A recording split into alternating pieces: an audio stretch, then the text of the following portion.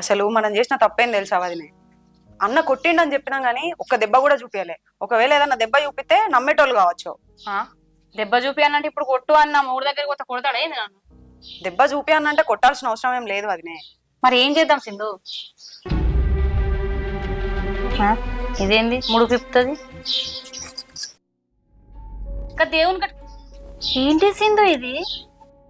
Lipstick ఎందుకు? ఏం చేస్తుంది ఇది?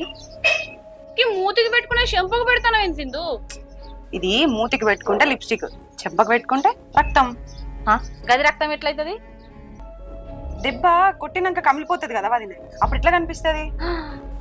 అమ్మ సింధు, నీకు మామూలు తెలివితేటలు లేవు. మా అన్న ఎట్లా భరిస్తాడో నేను. సూపర్, మంచి ప్లాన్ చేసినావు.